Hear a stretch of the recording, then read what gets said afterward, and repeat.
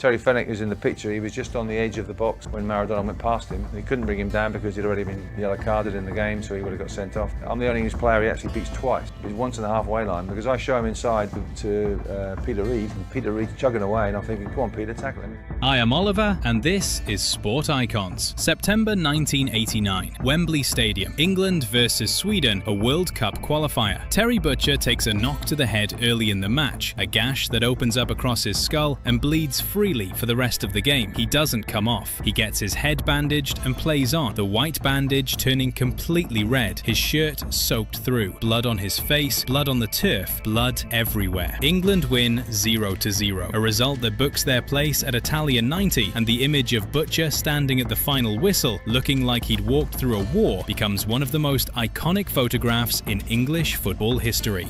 That is the standard Terry Butcher set. That is the lens through which he watches every player who ever pulls on a professional jersey. So when he starts naming names, when he looks at the modern game and picks out the players he considers soft, you'd better believe the list carries some weight. These are the 6 players Terry Butcher absolutely could not stand. Let's get the biggest name out of the way first. When Ronaldo arrived at Manchester United in 2003, he was 18 years old, ludicrously gifted, and doing step-overs that had defenders falling over themselves on the highlight reels. Butcher watched all of it, didn't see a future great. He saw a boy who went down too easily, who performed for the cameras, treated a physical challenge as an opportunity to hit the floor and appeal rather than stay on his feet and compete. To a man who played on with a cracked skull, Ronaldo's theatrics in those early English years were almost incomprehensible. Every slight contact became a production, a brush on the shoulder, a hand in the back, down he'd go, arms spread, looking to the referee for salvation. Butcher didn't buy it. He was vocal about it too, not quietly critical but openly dismissive,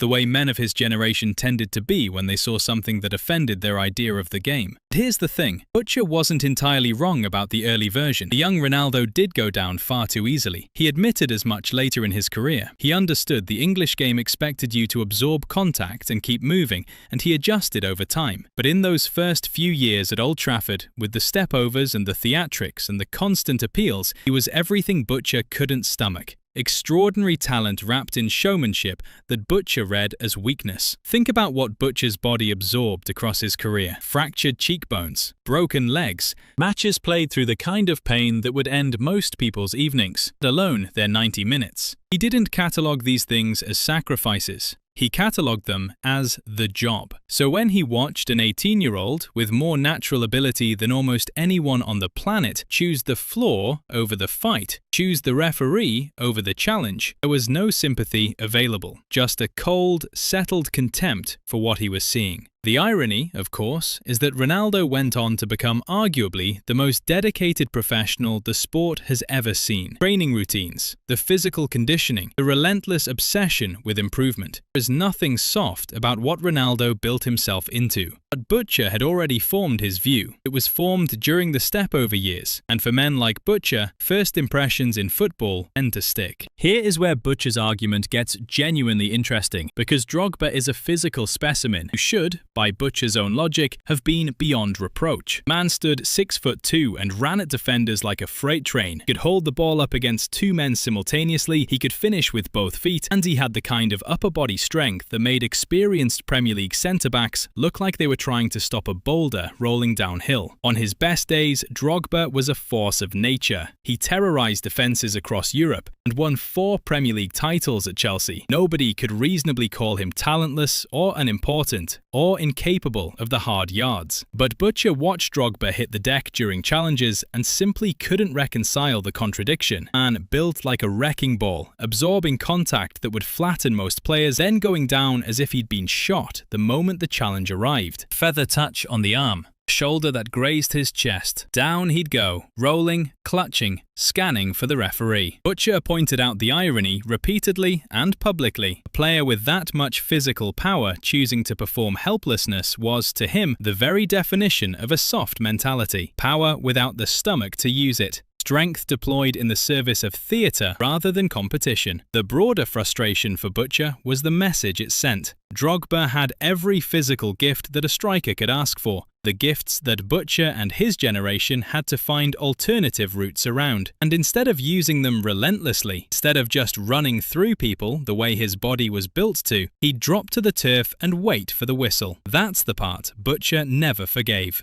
For Terry Butcher, centre-back is the last line before the goalkeeper. The man in that position doesn't get to be expressive. He doesn't get to be flamboyant. He puts his head in where it hurts, he clears the ball when the ball needs clearing, and he makes sure nothing gets through him that he can physically prevent. That is the job. That is the entire job. David Luiz represented everything Butcher considered wrong with the position. During his spells at Chelsea and Arsenal, Luiz was breathtaking to watch in moments. Long diagonals, the surging runs out of defence, the audacity of his passing, played like he was genuinely enjoying himself, which was a quality that crowds loved and Butcher viewed with open suspicion. Because for every moment of brilliance, there was a defensive lapse, a failure to track a runner, decision to play out under pressure when clearing was the obvious answer, a high-pressure moment where Luiz's concentration drifted, the consequences were costly. Butcher's critique was sharp and consistent. Luiz prioritised flair over function, and in a centre-back, that's a fundamental character failing. Not a technical limitation, not a developmental gap that coaching can close, but a choice, a preference for looking good over doing the unglamorous work that the position demands. Times Luiz got caught in possession, got turned by strikers, or made errors in defining moments of big matches, Butcher saw those as the real Luiz, the version underneath the highlights reel. Flaky, he called him. Unreliable in the moments that separate good defenders from great ones. Put it this way, Butcher played through blood and broken bones and didn't consider any of it remarkable, because getting your body in the way of danger was what the position required. The idea of a centre-back choosing the aesthetic play over the necessary one would have been unthinkable to him. And so, Luiz, talented as he undeniably was, earned the soft label and kept it.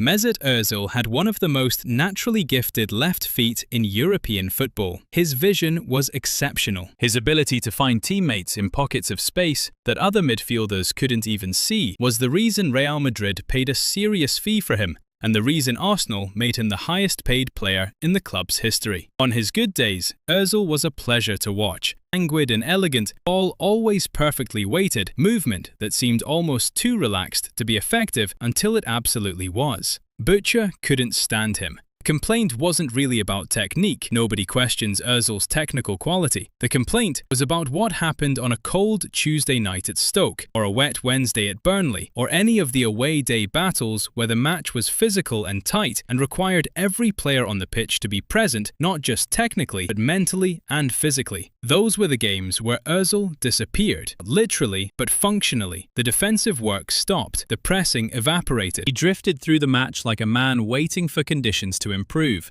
and Butcher watched it happen and found it indefensible. For Butcher, grit isn't a supplementary quality, it's the foundation everything else gets built on. You can have all the technical gifts in the world, but if you go missing when the game turns physical, when the ref isn't protecting you, when there's mud on the ball and defenders in your face, then you haven't actually earned your place in a professional team, just shown up for the nice parts. Ozil, in Butcher's reading, was a man who only played on his own terms, and professional football doesn't offer that luxury to anyone. The later years at Arsenal made it worse. Frozen out, not playing, still collecting his wage, the situation became a talking point across the game, and Butcher's position was clear. A player who couldn't motivate himself to fight for his place, who appeared comfortable collecting money without contributing, confirmed every concern Butcher had ever had about what soft actually looks like when it calcifies into something permanent. El Hadji Diouf is a slightly different category, and the distinction matters. Diouf wasn't accused of being soft in the sense that he avoided contact or went looking for sympathy from referees. He was combative, abrasive, and willing to unsettle opponents through any method available to him, legal and otherwise. The spitting incidents, the provocations, the deliberate winding up of opponents. None of that reads as passive or delicate, but Butcher saw through it. and what he saw underneath was a man who wanted the status of toughness without the actual substance of it. He would simulate fouls. He'd go down when a genuine challenge arrived and the outcome was uncertain. He'd dish out the nastiness at a safe remove, a word in the ear, a gesture away from the ball, a stamp when the referee was watching elsewhere. But when a proper physical battle presented itself and a defender came at him with genuine intent and full commitment, his response was often to fall, to claim, to perform. That combination was specifically what Butcher hated: the aggression without the courage, the willingness to provoke matched by an unwillingness to absorb. In Butcher's world, you earned the right to be hard by proving you could take it as well as give it, and Diouf never demonstrated that to his satisfaction. The antics, the controversy, the tabloid presence. Butcher read it all as noise, designed to obscure the fact that when the game got genuinely difficult, Diouf was looking for the easy exit. Weak character, Butcher called it. Not weak talent, not weak physical presence, weak character. And for a man who defines character by how you behave when things hurt, that's the harshest verdict he knows how to deliver. Ronaldo represented Butcher's frustrations with the early 2000s. Neymar is the version that made those frustrations permanent. Brazilian is the most gifted player of his generation after Messi and Ronaldo, and nobody who watches him with any honesty can deny his ability. The close control, the dribbling, the creativity under pressure, it's all real, it's all extraordinary, and it makes what comes next even harder to justify.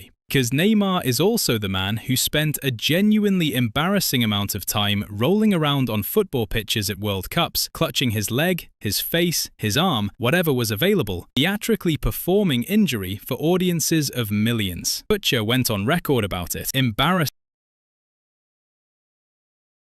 Have to admit it, because we are influenced by our environment, and the environment he came from, albeit from a Catholic and Protestant point of view, is whoever the enemy is, we have to kill the enemy. The enemy at that particular time happened to be black, but it equally could have been English, and he would have wanted to kill any Englishman. So, but those holier than thou who says how terrible it is, it's a disgrace. John Barnes was one of the most gifted footballers England ever produced. A man who could turn a game with one touch, who made defenders look foolish, who wore the three lions and made it mean something. But what if I told you that behind all the glory, there were battles most people never saw? Betrayals, silence, moments that left marks no physio could fix. Today we're pulling back the curtain on the 8 people John Barnes could never forgive, and the stories behind every single one of them. Let's start in Glasgow, June 2000. John Barnes has just taken over as Celtic manager. The weight of that job is enormous. Celtic isn't just a football club, it's an institution, a religion for millions of people. And Barnes walked in with ideas, with energy, with a genuine belief that he could modernise the place and take it somewhere new. But almost from the beginning, cracks were forming that he couldn't plaster over.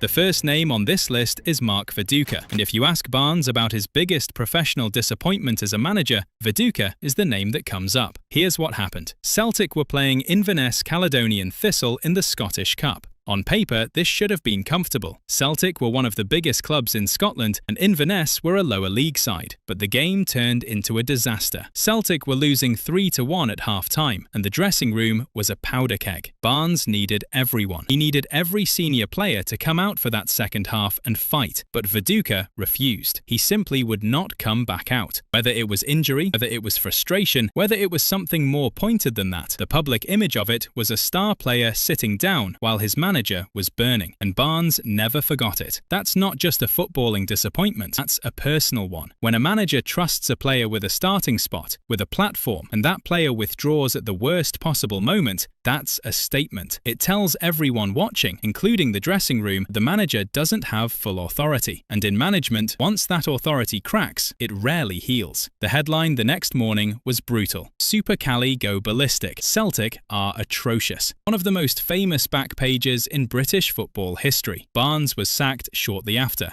and Viduka, in Barnes's mind, was at the centre of it. But Viduka wasn't the only problem. Eyal Berkovic was supposed to be a solution. Barnes had brought him in to provide quality, lead by example in midfield, to be the kind of player who lifts a squad. Instead, Berkovic became part of the friction. His defensive work was non-existent, and his relationship with other players in that dressing room created tension that spread like a virus. Barnes had trusted Berkovic. He'd given him responsibility and a platform. But what he got back was a player who seemed more interested in his own game than the collective one. And when a dressing room starts fracturing along personal lines, a manager can't hold it together by tactics alone. Barnes felt let down, not just professionally, but personally. He'd backed these men, and they hadn't backed him. The Celtic chapter of John Barnes's life ended quickly and painfully. And while there were tactical questions, and questions about his coaching staff, and questions about the board, the foundation of it, in Barnes's own words, was players who weren't willing to fight for him when it mattered most. The resistance Barnes faced at Celtic wasn't just from the foreign imports, it came from closer to home too. Alan Stubbs was a senior player, experienced, respected in the dressing room, and very much set in his ways. Barnes came in with modern ideas, a different approach to how the game should be played and how a squad should be managed. And what he found was a quiet, stubborn wall. Stubbs didn't have a public falling out with Barnes. There were no headlines, no dramatic confrontations, but Barnes has spoken about the kind of resistance that's almost harder to deal with. The eye rolls, the lack of buy-in, the senior players who've been around long enough to know how to slow a manager's ideas down without ever directly saying no. That kind of resistance is corrosive. It sends a signal to younger players, tells them the new manager isn't really in charge, not fully. Barnes felt that Stubbs represented a wider problem, experienced men protecting their comfort zone and refusing to evolve. And for a manager trying to build something new, that's not just an inconvenience, it's sabotage in slow motion. Now let's move to a name that carries even more weight: Graham Souness. When Souness took over at Liverpool in 1991, Barnes was still there, still one of the best players at the club, still a huge figure at Anfield. But the atmosphere changed. Souness came in wanting to put his own stamp on the club, and in Barnes's eyes, he did it with an unnecessary aggression that dismantled something special. The Dalglish era had been built on trust, unity, belief. Souness seemed determined to tear it down and start fresh. Barnes felt pushed to the margins, and when he suffered a serious injury during that period, what he needed was support. What he got instead was coldness, a manager who showed very little empathy for what Barnes was going through physically or mentally. Barnes never called Souness a villain, but he's made it clear that coldness felt like a personal attack. And when you've given everything to a club,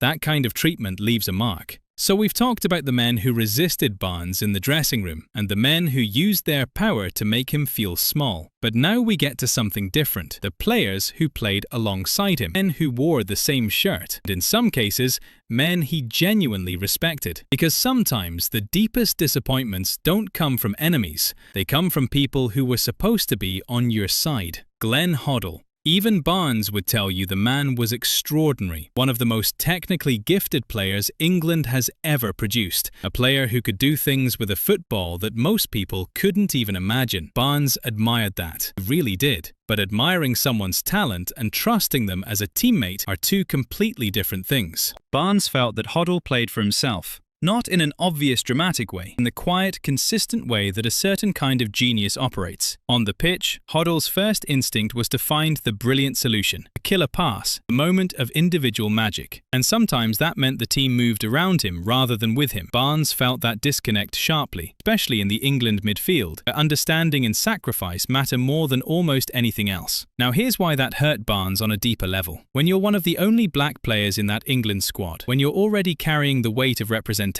already fighting for respect from fans who weren't sure they wanted you there, you need your teammates to be fully with you. You need that unity. And when someone as influential as Hoddle seems to be playing his own private game, that absence of solidarity feels significant. It might not have been intentional. Barnes never said it was, but it was real, and it cost him. Peter Beardsley is a harder conversation, because Barnes and Beardsley were genuinely close. They played together at Liverpool during one of the most celebrated periods in the club's history. The late 80s, the double-winning side, the football that still makes Liverpool fans go quiet with reverence. Off the pitch, they had a genuine friendship, and that's exactly what makes this so painful. Beardsley made comments about African players, remarks that Barnes felt exposed a blind spot, a kind of casual, unexamined bias that Beardsley probably didn't even realize was harmful. And Barnes, to his credit, called it out. He didn't let it slide because they were friends. He spoke about it directly, about the systemic issues it pointed to, about why those comments mattered, even when they weren't meant with malice. That took courage, because calling out a friend is harder than calling out an enemy. You risk the friendship.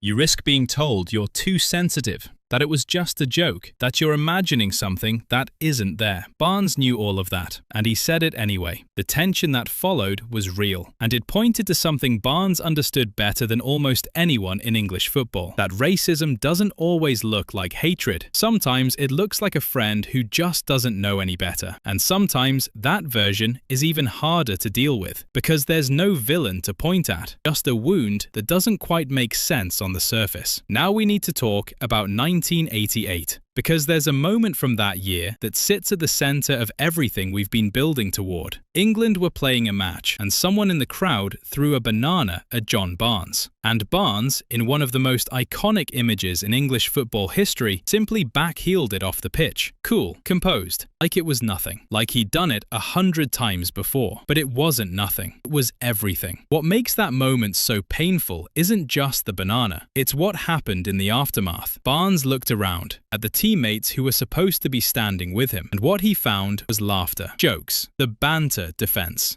Grown men treating one of the most degrading things you can do to another human being as if it was just a bit of fun. Nobody stood up. Nobody said, "This isn't acceptable. This isn't funny. This is wrong." Barnes had to carry that moment alone. He had to swallow it, process it, and then go back out and play football for a crowd that contained people who hated him for the color of his skin. And he did, because that's who he was. But think about what that silence actually means. These weren't strangers. These were men he trained with every day. Men who knew how good he was, who'd seen him work harder than most, who'd benefited from his creativity on that same pitch. And when the moment came, when it actually mattered, they chose the easy path. They laughed it off. They kept their heads down. They let one man stand alone in a moment that should have belonged to all of them. That's the part Barnes never fully let go of. Not the banana, the silence from the men around him. That cut deeper than the banana itself ever could. Barnes has never listed every name. He's never pointed at specific individuals and said, "You laughed, you stayed quiet, you let me down." But he's spoken about the hurt with a clarity that doesn't need names, because the details paint the picture clearly enough. This is also where we have to talk about what Barnes was capable of in those years, because it makes the injustice even sharper. In 1984, a 20-year-old John Barnes walked into the Maracanã in Rio de Janeiro, picked up the ball wide on the left and proceeded to destroy the Brazilian defense on their own turf. He beat 5 players, skipped into the box, and slotted home one of the greatest goals ever scored by an England player. In Brazil, at the Maracanã, the home crowd applauded him. Let that land for a second. The Brazilians, the greatest footballing nation on earth, stood up for John Barnes. And yet, 4 years later, his own teammates couldn't stand up for his basic human dignity. That contrast tells you everything you need to know about what Barnes was navigating every single day inside that England squad. And then there were the fans. Barnes has talked about the Wembley crowd the way other players talk about the toughest opponents they ever faced. Not with bitterness exactly, but with a kind of weary honesty that tells you how much it cost him. Because these weren't rival supporters. These were England fans, his fans, the people who were supposed to be behind him. They weren't. From almost the beginning of his international career, a section of the Wembley crowd made their feelings clear. They booed his first touch. When England lost, Barnes was the reason. When Barnes had a quiet game, they'd already decided he wasn't trying, and when he had a brilliant game, which was often, they found something else to pick at. He could never quite win with them. There was always a reason to be against him. Think about what that means in real terms. This is a man already absorbing racial abuse from opposition fans and the wider public, already fighting for his dignity in dressing rooms where people laughed at the wrong things, already carrying the weight of being one of the only black faces at the top level of English football. And on top of all of that, he had to walk out at his own national stadium and hear his own supporters boo him. Barnes never crumbled publicly, never threw his shirt down, never pointed at the stands, never gave them the satisfaction of seeing him break. That composure came at a cost. You don't absorb that kind of hostility for years without it leaving something behind. A quiet anger, a permanent awareness that no matter what you did or how well you played, a portion of the people watching would never truly be for you. He was technically the most gifted player on that England pitch for much of the late 80s, and they booed him. That's not just unfair. It's a specific kind of cruelty. The the kind that dresses itself up as opinion, as football talk, as just the way fans are, but Barnes knew what it really was, and so do we. So what do we take from all of this? Because this isn't just a list of grudges, it's a portrait of a man who had to fight on too many fronts at once, against racist fans, against a cold manager, against players who wouldn't commit, against teammates who laughed when they should have spoken up, against a system that never fully made room for him. And through all of it, he kept going. He kept playing. He kept talking honestly about what he experienced, long after he could have just stayed quiet and let the legend do the work. That matters. Barnes could have built a comfortable retirement on goals and trophies and warm memories. He chose to keep telling the truth instead.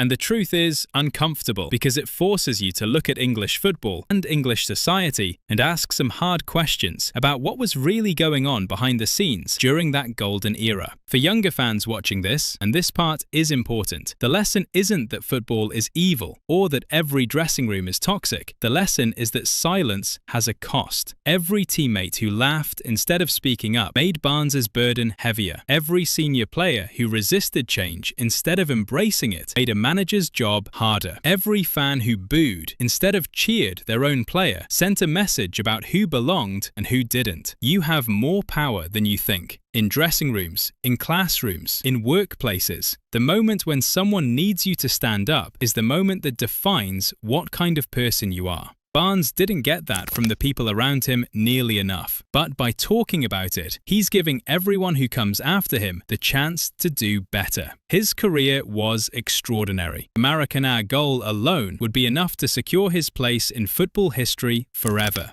But what makes Barnes truly remarkable isn't the skill, it's the resilience. It's the fact that he carried all of this quietly and with dignity and still produced moments of breathtaking beauty on a football pitch. That's the real legacy. John Barnes gave everything to this game. His talent, his body, his dignity. And the game didn't always give it back. Neither did some of the people in it. But he never stopped. He kept going, kept talking, kept standing. That's what a legend looks like. If his story moved you, leave a comment below and tell us who you think let him down the most. And make sure you subscribe for more stories like this one. And I remember playing for Lanark once. Now, the simple motto was that, this is how simple it was with Simon. He says, the back four get the ball, give it to Jim or Ian. Ian and Jim gets it up to the boys up front. There's nothing complicated about that. As soon as you get the ball, give it to Jim or Ian, who's ever. Wembley, April 1967. The world champions are on the pitch and Scotland is winning. And Jim Baxter, socks rolled down to his ankles like he's having a kickabout in the park, flicks the ball into the air with his left foot. Once, twice, 3 times, right in front of the England players who won the World Cup less than a year ago. No urgency, no hurry, just a man making a point without saying a single word. What kind of person does that? What kind of man looks at the reigning world champions and sees only people beneath him? By the time Jim Baxter left the world in 2001, aged just 61, the answer was painfully clear. He was a genius. He was a wreck. And he had a list of men he never once pretended to respect. Jim Baxter grew up in Hill of Beath, a small mining town in Fife, where the ground swallowed men whole and spat them back out broken. His father went down the pit, so did the men on his street, the men next door, the men at every table. Baxter watched that life up close, and he decided very early that football was his way out. Not just out of Fife, but out of that entire world where you broke your body for someone else's profit. So when he got to the pitch, he didn't treat it like work. That was the whole point. To Baxter, football was art, and anyone who played it like a labourer, grinding, running, doing the dirty jobs, had already missed what the game was actually about. He had no time for it, no patience for it, and no respect for the men who built their careers on it. Before the 1967 match, Baxter stretched out in the dressing room, opened the Sporting Life, and read the racing pages while his teammates prepared. When someone asked if he was warming up, stretched one leg, then the other, put the paper down and said, "That's me warmed up." Nobody argued. That tells you everything about the standard he held himself to, and by extension, everyone else. He believed Scotland were better than England. He believed the World Cup was a lucky afternoon, not a measure of true quality. And he believed that the men who built English football in that era, grafters, the enforcers, the system players, had taken something beautiful and made it ugly. He went out to Wembley that April afternoon to prove it. And what happened over the next 90 minutes became the lens through which you have to understand every name on this list. These weren't just men Baxter disliked, men he had beaten, embarrassed and dismissed, and he never changed his mind about any of them. If Baxter had a favourite target, it was Alan Ball, and what happened between them at Wembley in 1967, one of the most entertaining stories in British football history. Ball was 21 years old, a World Cup winner, and full of fire. He ran everywhere. He pressed everything. He was exactly the kind of player the English game celebrated. All engine, all effort, all the time. And Baxter found him absolutely hilarious. During the match, with Scotland already in control, Baxter started talking. He told Ball, right there on the pitch, in front of 100,000 people, that he had a voice like Jimmy Clitheroe, the squeaky-voiced comedian from Lancashire. Ball, to put it politely, did not take it well. He went, in Baxter's words, fucking spare. He lost his composure, started chasing shadows, and played exactly the kind of frantic, desperate football that proved Baxter's point for him. Because while Ball was sprinting and snapping and fuming, Baxter was doing keepy-uppies. Left foot, right knee, chest, back under control. On the Wembley turf, against the world champions, at walking pace. To Baxter, Ball represented everything wrong with how England saw the game. Pure energy dressed up as quality. A terrier chasing a man who had no intention of running. Nobby Stiles was England's enforcer. That was his job, his identity, his entire contribution to the 1966 World Cup win. Track the danger man, stop him by any means necessary, snarl at everyone else. The English press loved him for it. Baxter thought he was a joke. Stiles actually wrote about the 1967 match in his autobiography, calling the Scottish attitude evidence of an inferiority complex. But what he couldn't hide, what the match itself showed. Baxter spent the afternoon making Stiles look slow, outdated, and completely powerless. Terrier of the England team stood there, Stiles later admitted, bobbing up and down, unsure whether to tackle at knee level or go higher, as Baxter juggled the ball and waited for him to decide. To Baxter, Stiles was the symbol of everything joyless about English football. Functional, aggressive, artless. A man whose entire career was built on stopping other people from playing rather than playing himself. Baxter's world, that wasn't football, that was just interference. Geoff Hurst scored a hat-trick in the World Cup final. He is, by any measure, one of the most famous names in English football history. And Baxter thought the reverence around him was manufactured. He didn't deny the hat-trick happened, it did. But Baxter's position was straightforward. One afternoon in 1966 had turned a decent centre-forward into a national monument, and the monument didn't deserve the pedestal. Scotland, he believed, had players far beyond anything England could put on the pitch. The 1967 match was the proof he kept coming back to. Hurst was there. So were the rest of the World Cup winners. Scotland beat them 3-2, while Baxter treated the whole occasion like an exhibition game. He didn't need to say a word about Hurst specifically. The scoreboard and the keepy-uppies said it all. Bobby Moore is the most complicated name on this list, because Baxter never denied his ability. Moore was a genuinely great player, and Baxter knew it. What he couldn't stand was the almost religious status English football had built around him. Before the 1967 match, Baxter told his teammates something simple. Don't be scared of these men. The Scots were better.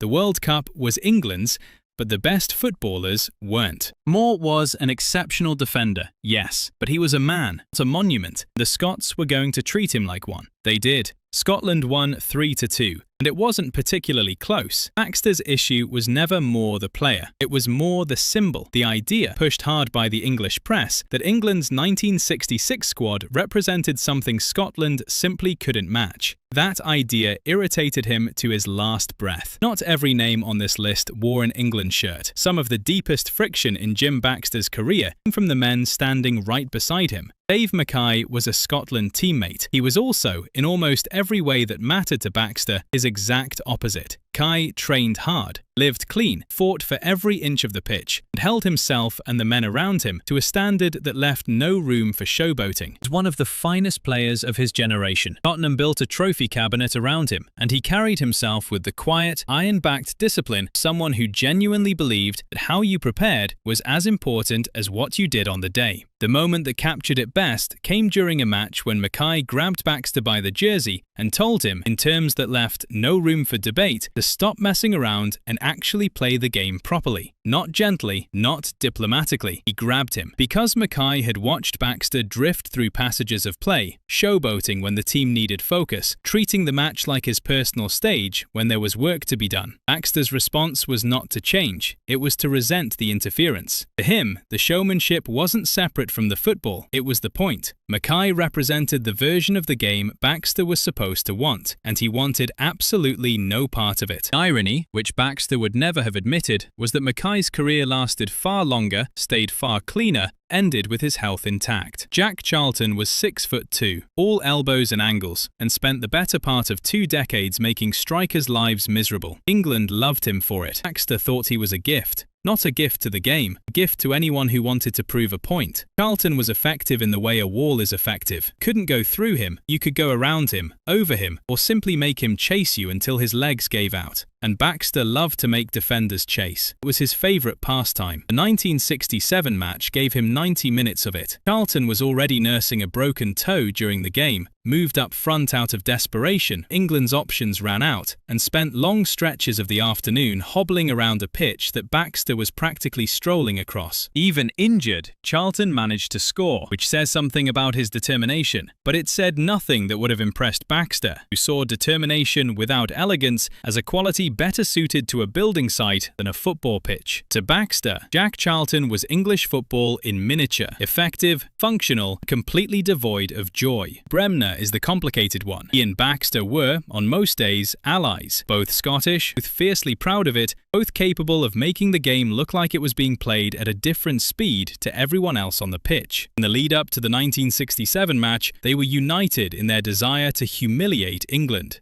Bremner carried the fury of the 9-3 defeat in 1961, a personal debt that hadn't been paid. When Scotland went 3-1 up, Bremner wanted to keep going. He wanted 5, 6, wanted to turn the scoreline into something that couldn't be argued with. Something that would follow the England players home and sit on their chests for years. Baxter wasn't interested. He had the lead, he had the ball, and he had a better idea. Show them what it felt like to be outclassed by someone who wasn't even trying. That was the fracture between them. Bremner wanted justice, Baxter wanted theatre. And in a narrow sense, Baxter got his way. The keepy-uppies became the image that survived, the moment people still talk about half a century later. But Bremner's frustration never entirely went away. 2 men who would have run through walls for Scotland, unable to agree on what beating England was actually supposed to mean. Alf Ramsey never played a minute of the 1967 match. He stood on the touchline in his suit, arms folded, jaw tight, and watched Jim Baxter dismantle everything he had spent years building. And to Baxter, that was almost better than humiliating the players themselves. Ramsey's England were known as the Wingless Wonders, a team built not around flair or individual brilliance, but around shape, discipline, and the suffocation of space.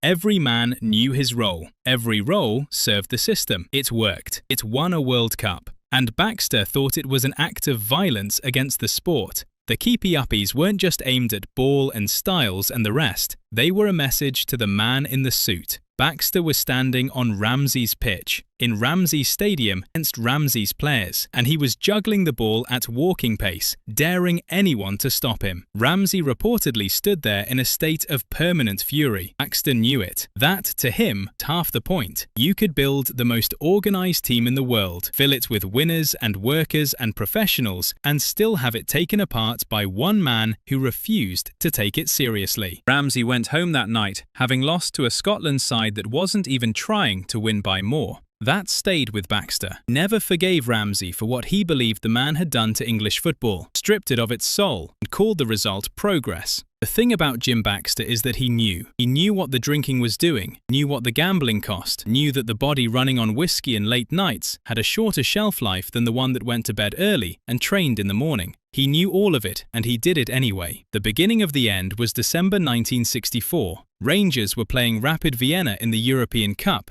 and Baxter, typically, couldn't help himself. With the game won, rather than play it safe, he tried to nutmeg an opponent in the final minute. The opponent wasn't having it. The challenge came in hard, and Baxter's leg broke. Just like that, 4 months on the sideline, and the career that had been moving at full speed hit a wall. He started drinking heavily during those 4 months. Not that he had been sober before. The stories from his Rangers days are legendary, arriving at training hungover, going home at 9 in the morning, and sleeping for a few hours before reporting for duty. But the injury gave the drinking room to take root properly, and when he came back, he was never quite the same player again. Rangers sold him to Sunderland in the summer of 1965 for £72,500. Record fee for a Scottish club at the time. Bigger English clubs had been interested, but word had got around about the lifestyle, and one by one they passed. Sunderland took the gamble. It didn't work. Not because Baxter had no talent left. On his day, he could still make the game look effortless, but because Sunderland wasn't Rangers, and Baxter had no idea what to do with that. Willie Henderson, who knew him well, said later that Baxter came alive on the big stage, basking in the crowd's love, feeding off the adoration. Sunderland wasn't that stage, and without it, he drifted. The dressing room became a war zone. On one side, Charlie Hurley, the club captain, a man who cared deeply about discipline and preparation and the standards Alan Brown had built into the place. On the other, Baxter,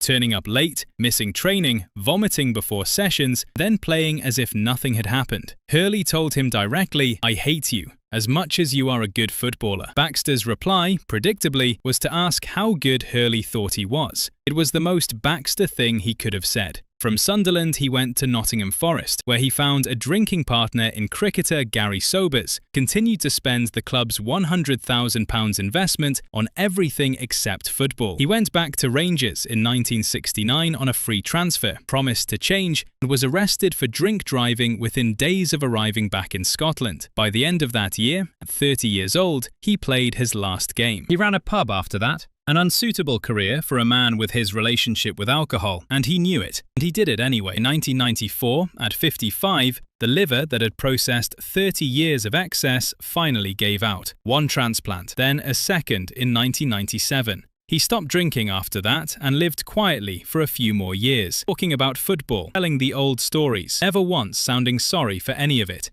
"I'd do it all again," he said. On April 14th, 2001, exactly 34 years and 1 day after that afternoon at Wembley, Jim Baxter died of pancreatic cancer. He was 61 years old. So was he right about any of them? Looking back across that list, Ball, Styles, Hurst, Moore, Mackay, Charlton, Bremner, Ramsey, the honest answer is sometimes. He was right that Scotland were the better side that April afternoon. The 3-2 scoreline flattered England. Alex Ferguson said Baxter's performance that day could have been set to music, and he wasn't wrong. The match is still, more than 50 years on, one of the most remarkable individual performances British football has ever produced. But the men he dismissed as grafters and workhorses outlasted him. Mackay won trophies into his 30s. Ball played over 700 career games. Styles coached, Charlton managed. The professionals Baxter had no time for built long lives in the sport, while Baxter burned through his in a decade. The irony is impossible to miss. The discipline he mocked in Mackay, the professionalism he found so tedious in the England players, that was the very thing that might have kept him going, kept him healthy, given the world 30 more years of what he could do with a football at his feet. But that was never Baxter's way. He burned bright, burned fast, and left no apologies behind. Before he left the world, Jim Baxter looked back at all of it. The keepy-uppies, whiskey, the broken leg, men he never respected, and he didn't regret a thing. That was the man. Brilliant, stubborn, and entirely his own. If this story moved you, send some prayers for Slim Jim in the comments below. Subscribe for more stories like this and share it with someone who loves the game. Playing against him, I mean, did you fear him as a striker or respect him or? Well, we'd sort of grown up playing against each other and playing with each other. Suited him because Ian's most probably one of the best strikers that I've seen actually work off the last defender and stay on side. I am Oliver and this is Sport Icons. Kevin Ratcliffe wasn't soft. He was the kind of defender who made strikers think twice before stepping onto the pitch.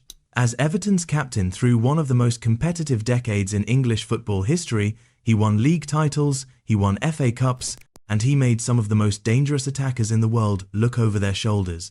But even Ratcliffe had his nightmares. When he sat down and named the 5 strikers who made his life genuinely miserable, he wasn't talking about stats or highlight reels. He was talking about the physical and mental cost of facing true greatness week after week, year after year. These weren't players he admired from a distance. He felt them. Every sprint, every shoulder, every touch. So which 5 men got inside Kevin Ratcliffe's head and never really left? Let's find out. Start with the cruelest one. Ian Rush was Kevin Ratcliffe's Wales international teammate. They shared hotel rooms on international duty, trained together, ate together, talked football together. By all accounts, they got on well. And when the international window closed and club football came back around, Rush turned into something close to a personal torment. The Merseyside derby was already the most charged fixture in English football. Everton against Liverpool wasn't just a game, it was a city divided, bragging rights at stake, careers defined by a single result. Ratcliffe was Everton's captain, the man expected to hold the backline together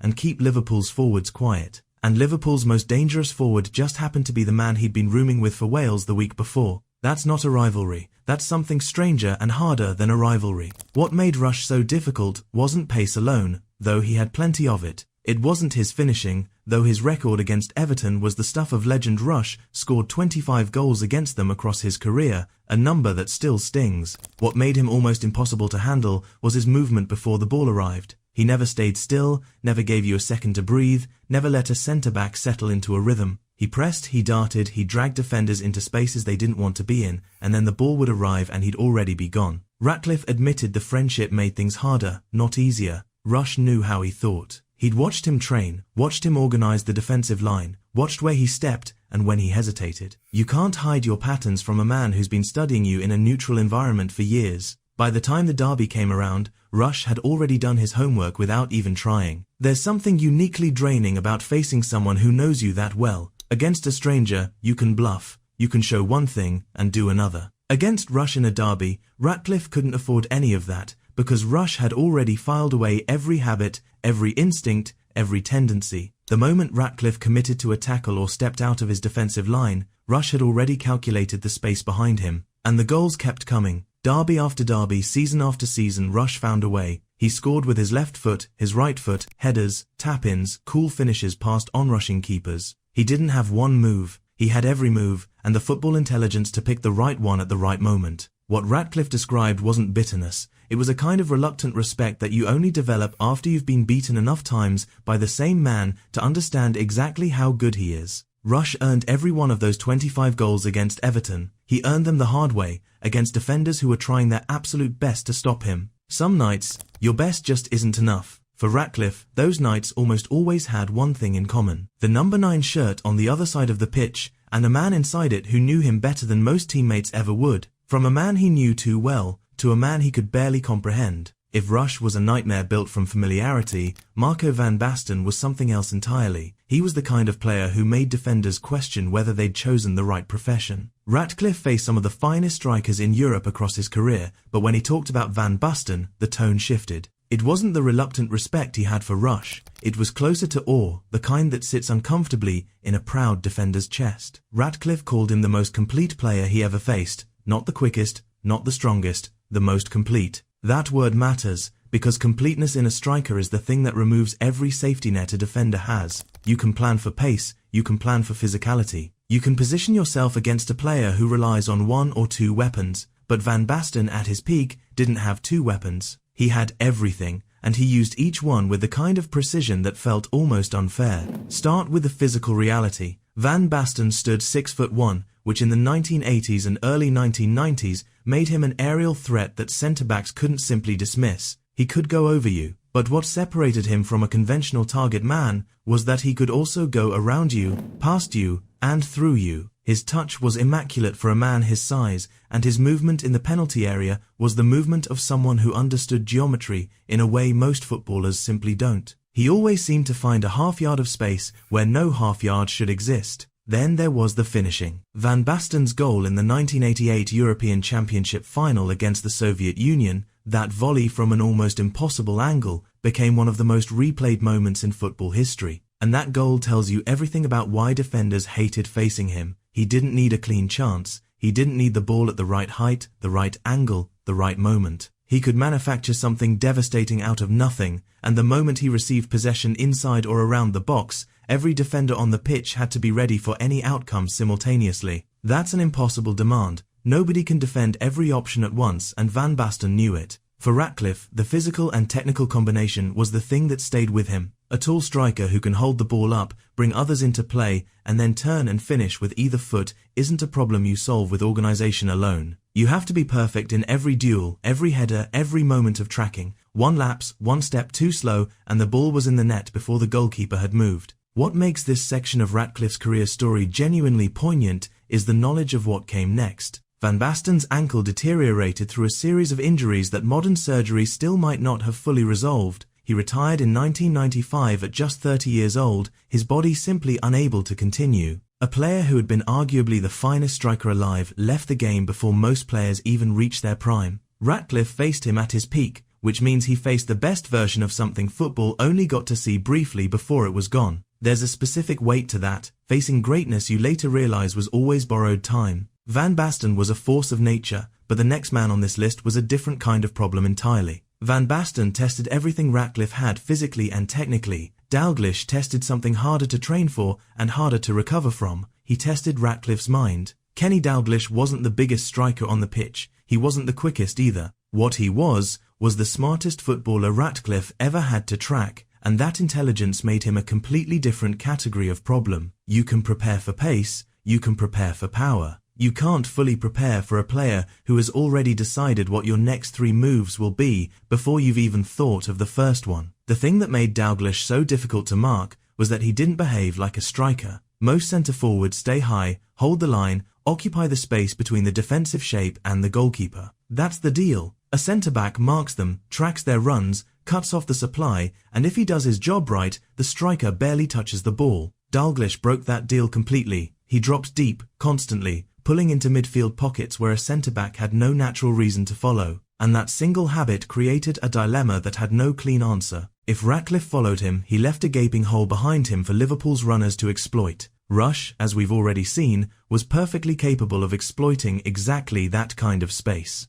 The moment Ratcliffe stepped out of his line to track Dalglish into midfield, the back line was stretched, and Liverpool had players who could sprint into those gaps in their sleep. But if Ratcliffe stayed in his position and let Dalglish roam free, Dalglish collected the ball with time and space to pick a pass, turn and drive at the defence, or slip someone in behind. Either way, Liverpool won the exchange before a single tackle was attempted. This is what Ratcliffe described as the real cost of facing Dalglish. It wasn't one decisive moment of quality, though there were plenty of those too. It was the slow, grinding feeling that every decision you made was already the wrong one. That the game had been rigged not by talent alone, but by football intelligence, operating at a level that most defenders simply couldn't match in real time, under pressure, with the crowd at full volume. And it wasn't Dalglish alone. That's the other part of this that Ratcliffe was honest about. Dalglish operated inside a Liverpool system that was built around exactly this kind of intelligent, fluid movement. Bob Paisley and then Joe Fagan had constructed a squad full of players who understood space and timing at an almost instinctive level. Dalglish was the brain of that system, the one who read the game first and moved before anyone else had processed what was happening. Everton were a fine side in the 1980s, genuinely one of the best in England. But facing that Liverpool team with Dalglish as the centrepiece meant walking into a chess match where your opponent had already studied the board for hours before you sat down. What Ratcliffe carried out of those games wasn't just physical tiredness. It was the specific exhaustion that comes from 90 minutes of making decisions under pressure, knowing that at least half of them were wrong, and knowing that the man responsible for that feeling was currently collecting his second league title in 3 years and showing no signs of slowing down. Dalglish tortured Ratcliffe with his mind. The next man on this list did it with his body. If Dalglish left Ratcliffe mentally drained, Mark Hughes left him physically wrecked. There's a particular kind of exhaustion that comes from 90 minutes against someone who treats every single duel as a personal confrontation, someone who doesn't just compete for the ball, but makes the act of competing feel like punishment. Hughes was that player. From the first whistle to the last, facing Sparky wasn't a football problem, it was a survival problem. Hughes built his game on his lower body, his legs, his hips, his core. The strength he generated from the ground up was something defenders couldn't replicate by simply being fit or being strong in a conventional sense. When Hughes received the ball with his back to goal, which he did constantly and deliberately, he planted himself in a way that made shifting him feel less like defending and more like trying to move a wall that had decided it didn't want to move. Ratcliffe was no lightweight. He was a hard, battle-tested centre-back who had spent years in the most competitive league in the world, but Hughes made him feel it every single time. What made this especially difficult was how Hughes used contact. Most strikers try to avoid defenders. They use movement, pace, or skill to get away from pressure. Hughes did the opposite. He invited contact. He wanted you close, because close was exactly where his strength worked best. The moment Ratcliffe put a hand on him or tried to lean in to win the ball, Hughes would absorb it, use it, and spin out of the challenge with the ball still at his feet. You couldn't push him because he'd already factored your push into his next touch. Ratcliffe described this as one of the most frustrating physical experiences of his career, the feeling of trying to apply pressure to someone who turned your pressure into their advantage. Then there was the work rate. Some powerful strikers conserve energy, picking their moments, staying central, and waiting for the ball to come to them. Hughes never stopped moving. He chased lost causes, contested headers he had no business winning, pressed defenders who thought they had time, and dragged himself into every corner of the pitch where a battle might be happening. By the 60-minute mark in any game against Hughes, Ratcliffe's legs had already taken a serious amount of punishment, and Hughes still looked like he was preparing to start the match all over again. The psychological toll of that is real, and it compounds across a season. Every time Everton drew Manchester United, Ratcliffe knew what was coming. Not a mystery to solve or a chess match to win. Just 90 minutes of physical labour against someone who would not stop, would not tire, and would not give a single inch without making you bleed for it first. Hughes scored goals too, important ones, goals that came from exactly the kind of second-phase pressure and physical persistence that wore defenders down until their concentration broke. But the goals were almost secondary. The damage was done long before the ball hit the net. Hughes wore defenders down physically. The final name on this list got inside Ratcliffe's head in a completely different way. Hughes was a war of attrition, Lineker was something quieter, and in some ways, that made him worse. Most defenders can steel themselves against a physical threat. You prepare your body, you get your elbows ready, you match aggression with aggression. There's a clarity to that kind of battle. Lineker offered no such clarity. He didn't bully you, didn't press you into mistakes, didn't drag you out of position with clever movement. What he did was wait. And somehow, that waiting was the most unsettling thing Ratcliffe ever had to deal with on a football pitch. The irony is thick here. Ratcliffe trained alongside Lineker at Everton. These were teammates, men who shared a dressing room, shared a training pitch, shared the same club crest. Ratcliffe knew Lineker's game better than almost any defender alive. He'd watched him every day in training, tracked his runs in practice matches, studied his body shape when he was about to accelerate. None of it helped. Because Lineker had one thought in his head and one thought only: get into the penalty area and score. That narrowness of focus,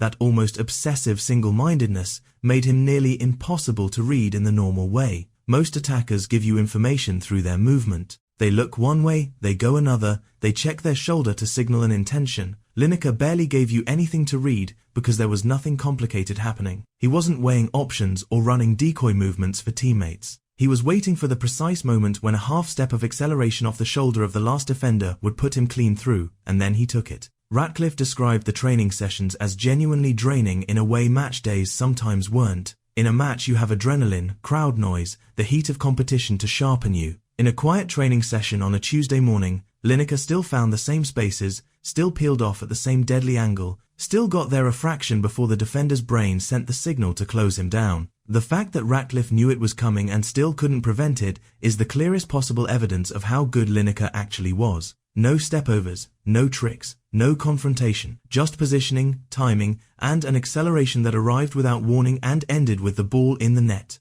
Clean, quiet, and completely devastating. 5 strikers, 5 completely different ways to make a great defender feel like he was never quite good enough. Rush knew him, Van Basten outclassed him, Dalglish outthought him, Hughes outlasted him, Lineker outran him in spaces so small they barely existed. What Ratcliffe's list really tells you is that defending at the highest level isn't one skill. It's 5 different jobs performed simultaneously against men who'd spent their whole lives finding the one crack in your armor. The strikers get the goals and the glory, the defenders get the bruises and the memories. If you want more stories like this one, subscribe to the channel and drop your thoughts in the comments below.